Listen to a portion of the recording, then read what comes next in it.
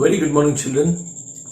Hope you all understood the last session on not for breathing and not for drinking. So today also we will continue the same, right?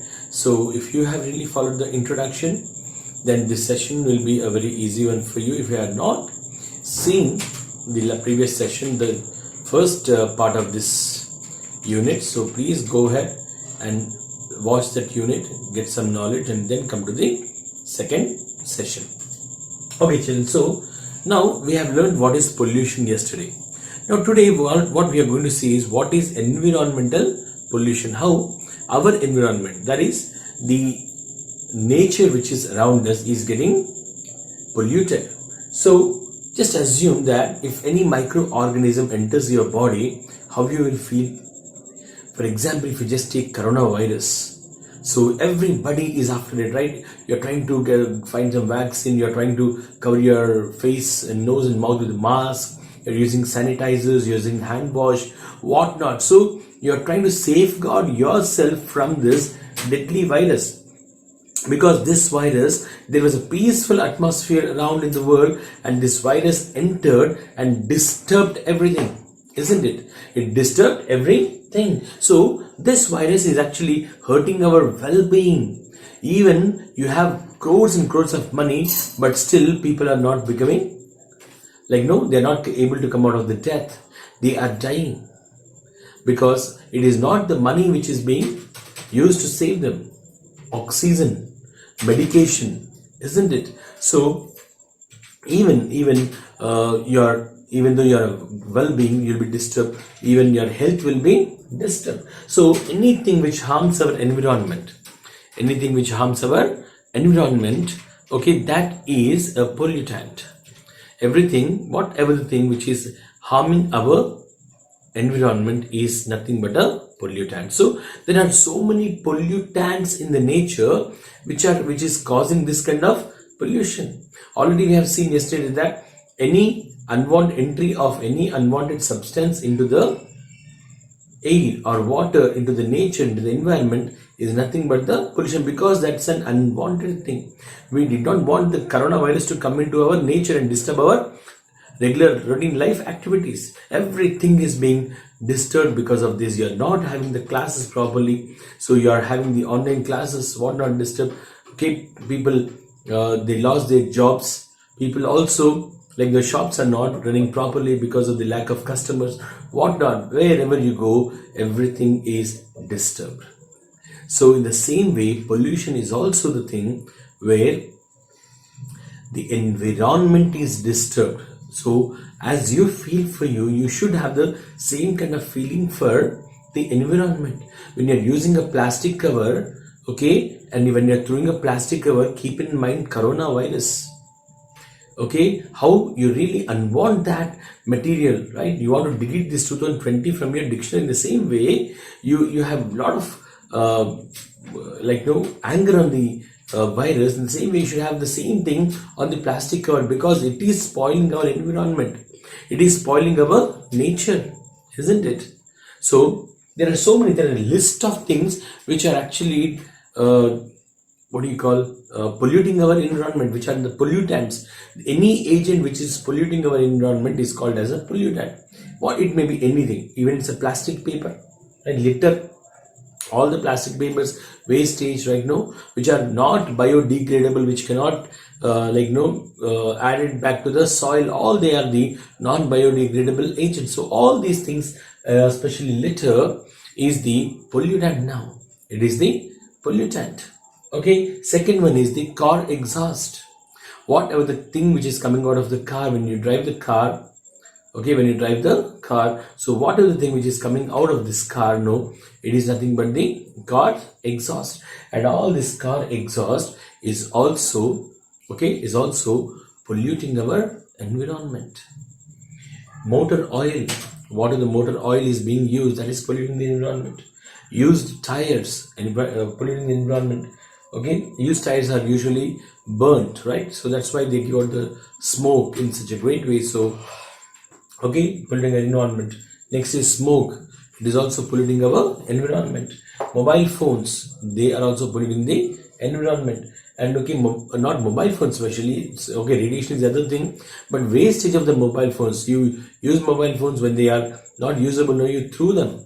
You just throw them. So all that thing and all, no, like that is also degrading our environment. And even the parts of the computer, right? The parts which are being used by you, okay, the parts of the computers, like whatever is like no, it's of no use, no, you throw them. All those are also, okay, they are also polluting the environment. Okay, so all these things are polluting our environment, and also because of these things we are lacking the balance in the environment. Okay, all these things, you know, like they give out sometimes the action on the animals and the plants and human beings is instant. In the instant you will get affected with that, or else it will gradually affect you. It will gradually affect you. So that is how the environment pollution is all about. So we, as a responsible citizen, we should make sure that we will not pollute the environment. Okay, now when you talk about the pollution, there are different kinds of pollutions, isn't it? There is air pollution, there is water pollution, there is soil pollution, there is noise pollution. So all these are the different types of pollutions. So first of all, we'll come to the air pollution. So first of all, we'll see something about the air pollution, and then we'll come to the water pollution. So let's turn to air pollution. Okay, so air, that is a lesson, right? Not for breathing, right? That means the air which is present in our surrounding. The person who wrote this lesson says that it is not suitable for breathing. Why he says that it is not suitable for breathing, we will try to discuss those points now. Okay, now the air which is surrounding us, the air which is around us. Okay, now let me draw a circle. Now what are the gases which are present in it? Tell me the gases. Okay, I'm making 25, 25, 25, 25. Out of this, 78%. 78% is nothing but the nitrogen. Okay, and coming to the remaining, how much is remaining? 22 is remaining, right?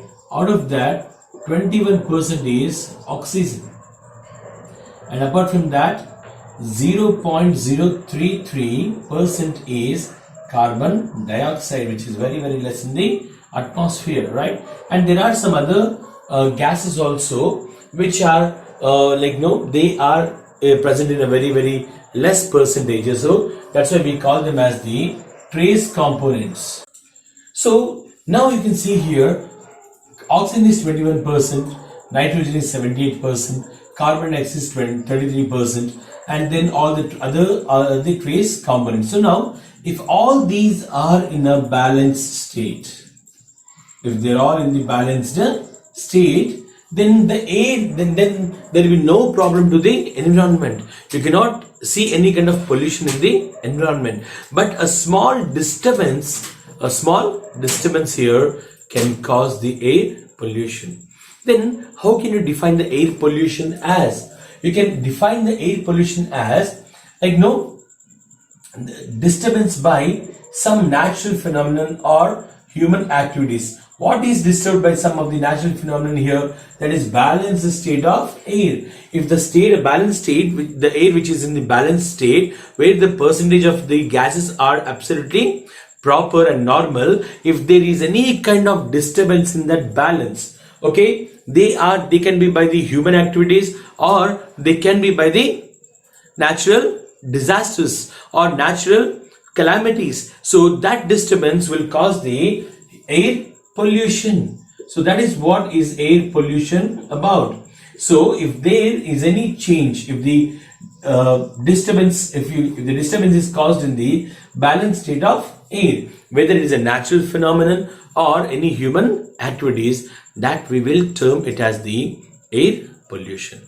Understood, children? We'll try to see how the balance will get disturbed. The balance will get disturbed. For example, now we'll take the oxygen. We'll take the oxygen as the major source. Now this oxygen is actually very, very important for the organisms, because it is for respiration. All the living organisms on the earth, they will respire the oxygen.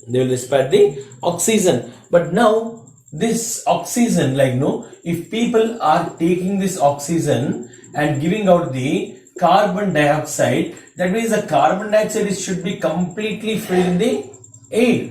The air should be now completely filled by carbon dioxide, isn't it? If you keep on constantly taking the oxygen from the atmosphere and if you give out the carbon dioxide, then the percentage of the carbon dioxide also should change, isn't it? The percentage of the carbon dioxide should also change, but that's not happening. Why? Because there are trees. There are trees around us, there are plants around us, there are herbs around us, there are shrubs around us. All these plants, what they do is they take this carbon dioxide and prepare their food material.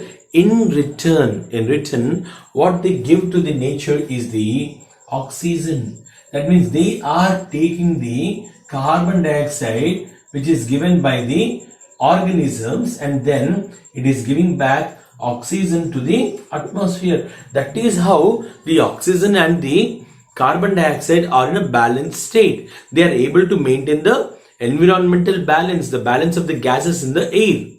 But unfortunately, what man is doing is he is undergoing deforestation. He is cutting down the trees. So in the number of the trees which are being cut down, okay, that means that particular oxygen will not be there, isn't it now? So that particular number of trees, they should have taken the carbon dioxide and they should have given the oxygen, and that will have balanced the nature. But what man is doing is he is going on deforesting the trees, and the people who are living in the hilly areas, they are undergoing zoom farming.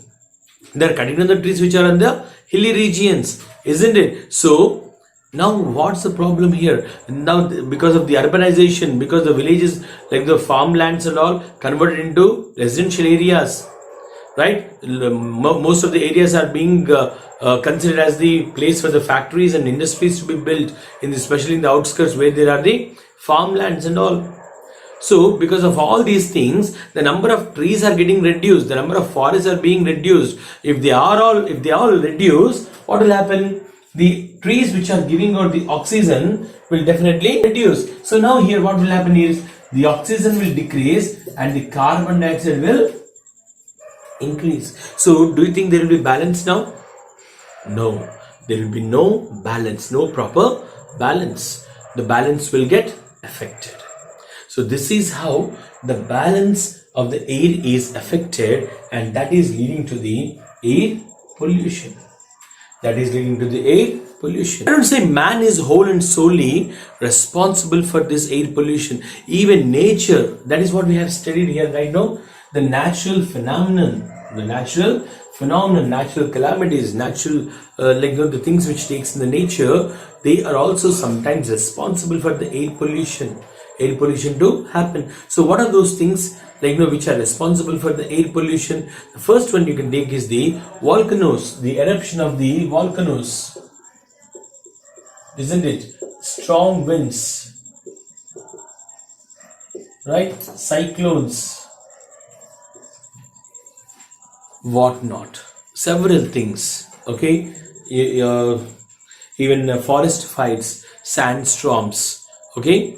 Volcanoes, storm winds, okay, and the forest fires, all these are responsible for the pollution, okay? Especially when you take the cyclone, that is responsible for the water pollution. If you take the volcanoes and the storm winds and also the forest fires, they are responsible for the air pollution. So how they are polluting the air, how these are all responsible for the pollution, okay? That is what we are going to see in the tomorrow's session.